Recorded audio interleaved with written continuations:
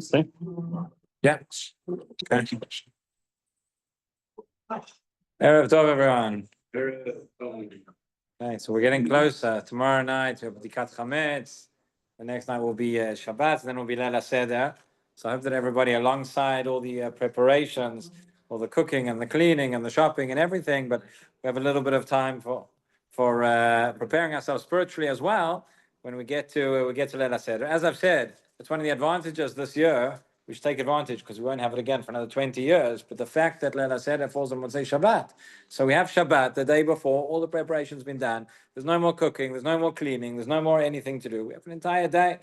Shul's even early, there's no drasha, we get home. We have time to prepare and look over the Haggadah and think about things.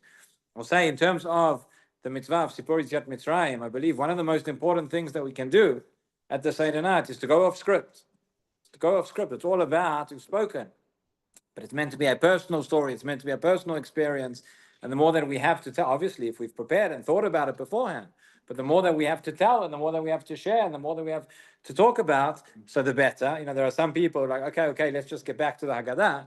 But the truth is we have a couple of opportunities built in already to go off script at the Seder. One is during the meal, as we've spoken about, Shulchan Aruch. One is allowed to talk about Sipur Yetziat Mitzrayim during the meal as well. It doesn't have to talk politics.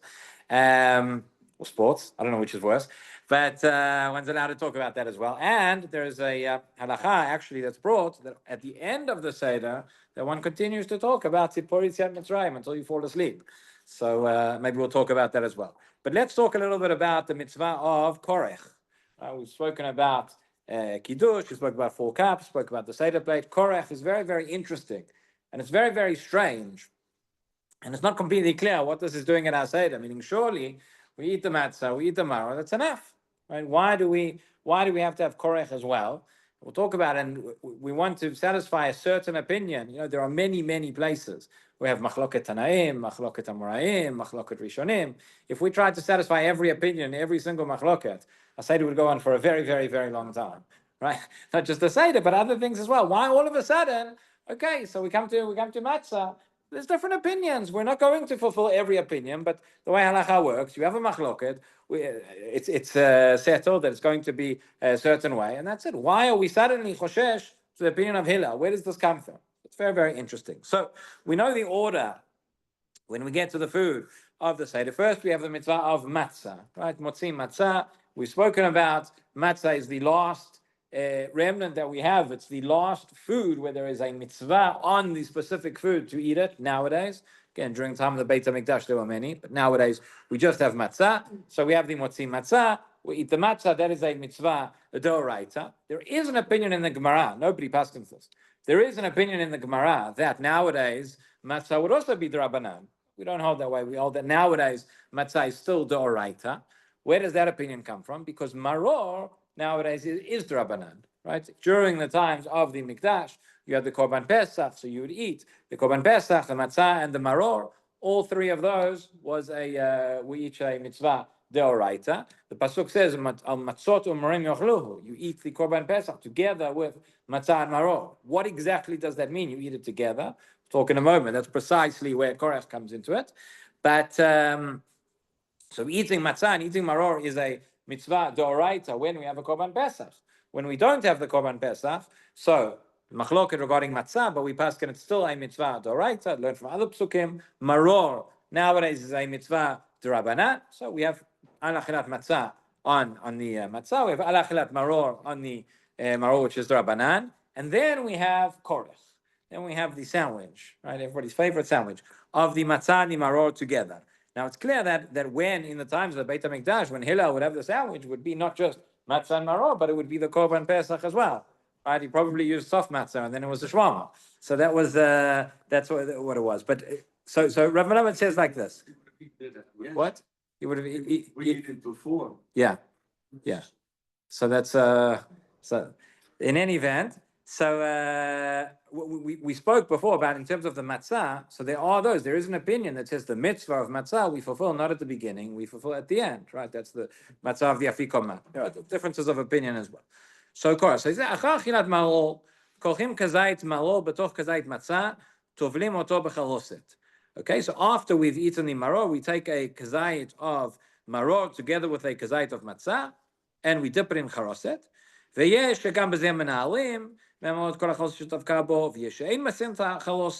When we eat the maror by itself, we dip it in the charoset first, and then we shake it off. So we actually eat it without the charoset. By the way, the Gemara says that bala matzah, bala maror lo yatzah. Meaning, if you just swallow it, you have to taste the bitterness. So if you just swallow it without really chewing and tasting it, you've not fulfilled the mitzvah. You have to chew that lettuce and feel the bitterness. So, but then when we dip the matzah and the maror together for korech, we dip that in the charoset. There are those who leave the charoset on, and there are those who shake the charoset off. Okay. V'omrim zecher lamikdash kehilel. Right? We don't make any new bracha because we've already said all the brachot. We said hamotzi lechem in haaretz before we ate our matzah. We said borei pri adama all the way back before we had karpas, but we had in mind that it was for the maror as well. We said al achilat matzah and we said al achilat maror. So there's no brachot left to say. There's no bracha. It's interesting. Maybe you would have thought, say a bracha of al achilat korech. We don't have such a bracha, but we do say zecher lamikdash kehilel v'ochlim oto ba'seva, and we eat it leaning to the left. Okay. Now, bizman shebeit hamikdash haya kayem. So where does this come from? At the time of the Beit Hamikdash, Ledat Hillel HaZaken, a mitzvah le'echol et hamatzah im hamaror. Right? Hillel says that the mitzvah was, all this we emphasize that it's in the Zman Shebeit HaMikdash Kayam, because nowadays, Hillel would say that nowadays, even according to his opinion, this is not the way that you do it anymore. We'll explain in a moment why. Ledat Hillel HaZaken, a mitzvah le'echol et hamatzah im hamaror, it was to eat them together, because it's the pasuk which says, Al matzot umurim yochluhu, which, by the way, that pasuk is said in the context of Pesach Sheni, but it applies here. So Chachamim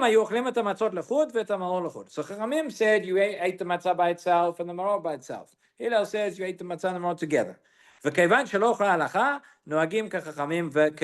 Right? Again, we want to fulfill both opinions, so therefore we do what Chachamim say and we do what Hillel says. Omnam, kayom gam Hillel modeh she'ev efshar latzet yedei chova b'achilat matzah ma'maror. Hillel agrees that nowadays you would not be able to eat the matzah and the maror together to fulfill your obligation. So this is something very, very strange. What we're doing at the Seder is we want to fulfill all the opinions. We want to take on an extra chumrah, because there aren't any chumras by Pesach, right? So we want to take on an extra chumrah. So we want to fulfill the mitzvah of matzah and maror according to Hillel as well. But the way that we do it, according to the way that Hillel would fulfill the mitzvah of matzah and maror today, is the way that we've already done it. That's why there's no bracha of al achilat korech. Because Hillel would say, what are you doing? You've already fulfilled matzah. You've already fulfilled maror. So it's very, very strange. Now, why is it that nowadays, according to Hillel, we would not fulfill the mitzvah in this way? Since we don't have the korban pesach, mitzvat achilat matzah me'atorah, right? Eating matzah is still d'oraita. But ilu achilat maror midivrei chachamim. But eating maror is midrabanan. So there are different levels of mitzvot. Ve'im yochlam beyachad, if you would therefore eat them together, achilat maror she midivrei chachamim tifga ba'achilat matzah she me'atorah. Right? It's detrimental having the Gemara says the derabanan would cancel out the doraita, or vice versa, whichever way it is. So therefore, if they are both on the same level, if eating the matzah and eating the maror are both doraita, you can eat them together. But since eating the matzah is doraita and eating the maror is derabanan, you have to eat the matzah first by itself, and only then you can eat the maror. So now you'll all say to me, okay, so we have another solution. So you'll eat the matzah first because that is doraita. And now you can eat the matzah together with the maror. Meaning, why do we have to go matzah, maror, korech? Why don't we just go matzah, korech? So the answer to that is because since you've already eaten the matzah, now the matzah that you're eating is no longer doraita. The matzah that you're eating is now reshut, and the maror is dorabah. So that doesn't work either. So you have to eat each one by itself, fulfill each mitzvah individually, and then come together and eat them together. Eat the sandwich. Okay, so achar shekiyamnu et mitzvat achilat hamatzah ve'amaror, then we kochim et hamatzah ve'amaror, then we eat them together, kedei leochlam zecher leminhago shel Hillel. In order to, as a zecher to this minhag of Hillel. And then he said, b'chol ofen, b'chol הסתרות, נכון להיזהר שלא להפסיק בדיבור, בין ברכת המצה והמעבור עד לסיום אכילת הכורך, ורק בדברים הקשורים לקיום המצווה מותר לדבר. Okay, this is very, very strange. So now he says like this, and all the poskim write this, and you'll see it in very, very small print in the Haggadot. Everybody skips that part, but nobody wants to know this. Because it says, you're saying the brachot for the matzah and the maror, we want that to apply to the korech as well. So from the time that you say the brachot, you should not speak anything that's not got to do with the meal, got to do with the mitzvot, until you finish the korech as well. Now, it's very, very strange, and it's very strange for two reasons. One is, we've just explained that by eating the korech, you are not actually fulfilling any mitzvahs. You've already fulfilled the mitzvah of eating matzah. You've already fulfilled the mitzvah of eating maror. So why are you doing this? We said, Zecher leMikdash Kehilel. So, mitzad echad, on the one hand, if you say that actually you're doing this in order to, if you say you're doing it only as a Zecher leMikdash, so beseder, you're doing it as a Zecher leMikdash. It's not the actual mitzvah. So I should be able to talk. I should be able to interrupt, say whatever I want. What's the problem? On the other hand, if you say no, somehow there's something about this that is still part of the mitzvah, well then how can you say, and the bracha applies to it, then how can you say, Zecher leMikdash Kehilel? The Haggadah's got a hefsek built in. It doesn't make sense. Right? It's got to be one or the other, something has to give. So the Farshim explain over here that it's true that what we are doing is if we are fulfilling the mitzvah in the way that Hillel would have fulfilled the mitzvah, but it's only the way that Hillel fulfilled the mitzvah at the time of the Beit HaMikdash. It's not the time that he would fulfill it now. So if I don't say Zecher leMikdash Kehilel, then what am I doing? I'm just coming along and eating the matzah and eating the maror, eating the korech. Okay, it's very nice, but it has no, what's behind it? By saying those words, that's what infuses it with the meaning, and that is part of the theme of the Seder night, and we've seen it again and again. We said with Haseva, the same thing as well. The point of the Seder night, it's not about what happens now. What concerns me is what would be at the time of Chairut. Ultimate Chairut is at the time that we have the Beit HaMikdash. So essentially, we're transporting ourselves back, forward in time, to the time saying, Zecher leMikdash Kehilel. We want to fulfill it the same way that Hillel would have fulfilled it, and therefore we say that, and therefore we eat it in that way. The same idea of, it's called a time travel of Seder night. That's exactly the idea of Haseva, of reclining, right? How many people here, don't answer, but how many people here eat ordinarily, on a Friday night or on a Thursday night, whatever, when you're having your meal, you're sitting on a couch and you're leaning to the left, and nobody does that today. So that's what the Raviyah says, the famous Raviyah, who says, nowadays we don't do Haseva because nobody eats like that anymore. And all the other Farshim say, no, it's not, we still do, even though everybody agrees that nowadays it's not the way that we eat. We don't eat with Haseva, but we don't accept the Raviyah, maybe for a case of doubt, if you weren't able, whether you have to go back or whatever, the different questions that come up.